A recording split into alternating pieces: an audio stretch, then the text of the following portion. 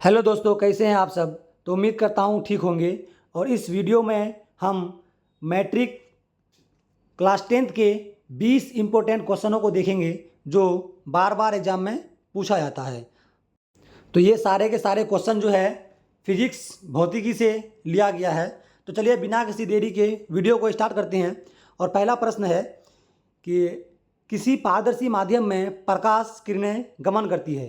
आपका ऑप्शन में है ए सीधी रेखा में, बी वक्र रेखा में, सी टेढ़ी मेढ़ी रेखा में और डी इनमें से कोई नहीं। अगर आप लोगों को इस क्वेश्चन का आंसर पता हो तो आप लोग कमेंट बॉक्स में इसका आंसर ज़रूर दें। तो चलिए इस क्वेश्चन का सही आंसर होगा आपका ऑप्शन नंबर ए, प्रकाश जो है सीधी रेखा में हमेशा गमन करती है। तो चलिए क्वेश्चन नंबर 2 को देखते हैं कि निर्वात में प्रकाश की चाल है। प्रकाश की चाल जो है वो निर्वात में कितना होता है। ये बहुत बार क्वेश्चन पूछा गया है। आपका ऑप्शन में 3 × 10⁸ मीटर पर सेकेंड, 3 × 10⁸ किलोमीटर प्रति सेकेंड, 3 × 10⁸ मीटर प्रति घंटा, 3 × 10⁸ किलोमीटर प्रति मिनट। तो इस क्वेश्चन का सही आंसर जो होगा वो होगा आपका ऑप्शन नंबर ए, 3 × 10⁸ मीटर पर सेकेंड होता है निर्वात में प्रकाश की चाल। क्वेश्चन नंबर 3 में है कि किसी अवतल दर्पण की फोकस दूरी होती है। आपका ऑप्शन में है ए धनात्मक, बी ऋणात्मक, सी 0, डी बराबर। तो इस क्वेश्चन का सही आंसर जो होगा वो होगा आपका ऑप्शन नंबर बी, अवतल दर्पण की फोकस दूरी जो होती है वो होती है ऋणात्मक होती है। क्या होती है? ऋणात्मक। ऑप्शन नंबर बी, अवतल दर्पण की फोकस दूरी ऋणात्मक होती है। क्वेश्चन नंबर 4 में है कि किसी उत्तल दर्पण की फोकस दूरी होती है। तो किसी उत्तल दर्पण की फोकस दूरी होती है। आपका ऑप्शन में ए धनात्मक, बी ऋणात्मक, सी 0, डी बराबर। तो इसका सही आंसर होगा आपका ऑप्शन नंबर ए, धनात्मक होती है। ठीक है, क्या होती है? धनात्मक। क्वेश्चन नंबर 5 में है कि किसी अवतल लेंस की फोकस दूरी होती है। किसी अवतल लेंस की फोकस दूरी होती है। आपका ऑप्शन में है ए धनात्मक, बी ऋणात्मक, सी 0, डी बराबर। तो चलिए आपको इसका आंसर पता हो तो कमेंट बॉक्स में आंसर दें। इस क्वेश्चन का सही आंसर होगा आपका ऑप्शन नंबर बी, ऋणात्मक। क्वेश्चन नंबर 6 में है किसी उत्तल लेंस की फोकस दूरी होती है।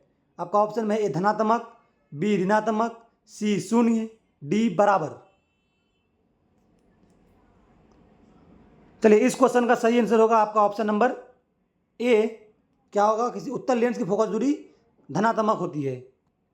क्वेश्चन नंबर 7, वास्तविक प्रतिबिंब का आवर्धन होता है धनात्मक, बी ऋणात्मक, सी 0, डी बराबर।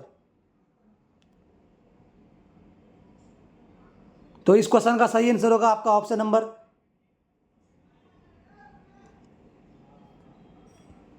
बी, ऋणात्मक। क्वेश्चन नंबर 8 में है आभासी एवं सीधा प्रतिबिंब का आवर्धन होता है। आभासी एवं सीधा प्रतिबिंब का आवर्धन होता है। ऑप्शन में ए धनात्मक, बी ऋणात्मक, सी 0, डी बराबर। चलिए इस क्वेश्चन का सही आंसर होगा आपका ऑप्शन नंबर ए, धनात्मक होता है। आभासी एवं सीधा प्रतिबिंब का आवर्धन धनात्मक होता है। क्वेश्चन नंबर 9 में है गोलीय दर्पण द्वारा उत्पन्न आवर्धन एम निम्न में से कौन है। आपका ऑप्शन ए में है एम बराबर भी बटे यू, बी में है एम बराबर माइनस भी बटे यू, सी में है एम बराबर यू बटे भी, डी में है एम बराबर माइनस यू बटे भी। चलिए इस क्वेश्चन का सही आंसर होगा आपका ऑप्शन नंबर बी, एम बराबर माइनस यू बटे भी। एम बराबर माइनस यू बटे भी गोलीय दर्पण द्वारा आवर्धन होता है, एम बराबर माइनस यू बटे भी। क्वेश्चन नंबर 10 में है गोलीय लेंस द्वारा उत्पन्न आवर्धन एम निम्न में से कौन है। गोलीय लेंस द्वारा, उसमें दर्पण द्वारा था और इसमें है लेंस द्वारा। तो गोलीय लेंस द्वारा क्या हो जाएगा? एम बराबर यू बटे भी बटे यू, एम बराबर माइनस भी बटे यू, एम बराबर यू बटे भी, एम बराबर माइनस यू बटे भी। तो चलिए इस क्वेश्चन का सही आंसर होगा ऑप्शन नंबर ए, एम बराबर भी बटे यू। क्वेश्चन नंबर 11 में है कि दंत विशेषज्ञ मरीज के दांतों का बड़ा प्रतिबिंब देखने के लिए किस दर्पण का उपयोग करते हैं। दंत विशेषज्ञ मतलब है कि दांत के डॉक्टर जो है मरीजों के दांतों को बड़ा प्रतिबिंब में देखने के लिए किस दर्पण का उपयोग करते हैं। आपका ऑप्शन में है ए समतल दर्पण, बी अवतल दर्पण, सी उत्तल दर्पण, डी इनमें से कोई नहीं। तो चलिए इस क्वेश्चन का सही आंसर होगा आपका ऑप्शन नंबर बी, अवतल दर्पण का उपयोग करते हैं। किसका उपयोग करते हैं? अवतल दर्पण का उपयोग करते हैं। क्वेश्चन नंबर 12 में है कि सौर भट्टियों में सूर्य के प्रकाश को केंद्रित करने के लिए किस बड़े दर्पणों का उपयोग किया जाता है। समतल दर्पण, बी अवतल दर्पण, सी उत्तल दर्पण, डी इनमें से सभी। तो चलिए इस क्वेश्चन का सही आंसर होगा आपका ऑप्शन नंबर बी, अवतल दर्पण का उपयोग किया जाता है। क्वेश्चन नंबर 13, सेविंग दर्पण के रूप में किस दर्पण का उपयोग किया जाता है। या इस क्वेश्चन को इस तरह भी पूछा जाता है कि हजामती बनाने के लिए किस दर्पण का उपयोग किया जाता है। यहाँ पे क्वेश्चन में है कि सेविंग दर्पण के रूप में किस दर्पण का उपयोग किया जाता है। अवतल दर्पण का, उत्तल दर्पण का, ए बी दोनों का, या इनमें से कोई नहीं। तो चलिए इस क्वेश्चन का सही आंसर होगा आपका ऑप्शन नंबर ए, अवतल दर्पण का ही उपयोग किया जाता है। सेविंग दर्पण के रूप में किसका? अवतल दर्पण का ही उपयोग किया जाता है। क्वेश्चन नंबर 14 में है कि वाहनों के पश्च दृश्य दर्पणों रियर व्यू मिरर के रूप में किस दर्पण का उपयोग किया जाता है। इसका मतलब है कि वाहनों दो पहिया या 4 पहिया वाहन जो होता है उसके साइड में जो मिरर लगा हुआ होता है, साइड मिरर, तो उसमें कौन सा दर्पण का उपयोग किया जाता है। आपका ऑप्शन में है ए समतल दर्पण, बी अवतल दर्पण, सी उत्तल दर्पण, डी इनमें से कोई नहीं। तो चलिए इस क्वेश्चन का सही आंसर होगा आपका ऑप्शन नंबर सी, उत्तल दर्पण का प्रयोग किया जाता है। साइड मिरर के रूप में उत्तल दर्पण का प्रयोग किया जाता है। क्वेश्चन नंबर 15 में है कि अवतल लेंस की क्षमता होती है। अवतल लेंस की क्षमता होती है दोस्तों, बहुत ही बार एग्जाम में पूछा गया प्रश्न है। आपका ऑप्शन में है कि ए धनात्मक, बी ऋणात्मक, सी शून्य, डी बराबर। तो चलिए इस क्वेश्चन का सही आंसर होगा आपका ऑप्शन नंबर बी, अवतल लेंस की क्षमता होती है वो ऋणात्मक होती है। क्वेश्चन 16 में है कि उत्तल लेंस की क्षमता होती है।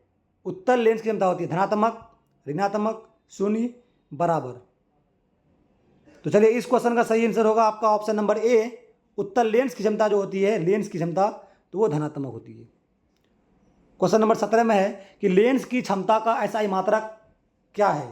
ए नंबर में है न्यूटन, बी जूल, सी डायोप्टर, डी इनमें से कोई नहीं। तो चलिए इस क्वेश्चन का सही आंसर आपका होगा लेंस की क्षमता का एसआई मात्रक डाईऑप्टर होता है। क्या होता है? डाईऑप्टर। एकदम रट लें इसको, ये बहुत बार पूछा गया प्रश्न है सब। क्वेश्चन नंबर 18 में है कि निम्न में किस दर्पण का दृष्टि क्षेत्र बड़ा होता है। निम्न में किस दर्पण का दृष्टि क्षेत्र बड़ा होता है। आपका ऑप्शन में समतल दर्पण का, अवतल दर्पण का, उत्तल दर्पण का, इनमें से सभी। तो दृष्टि क्षेत्र बड़ा जो होता है वो किसका होता है? आपका ऑप्शन नंबर सी, उत्तल दर्पण का होता है। इसी वजह से गाड़ियों के साइड मिरर में उत्तल दर्पण का प्रयोग किया जाता है ताकि बहुत बड़े क्षेत्रफल को एक छोटे से इसमें दर्शा सके। क्वेश्चन नंबर 19 में है कि प्रकाश का परावर्तन का नियम है।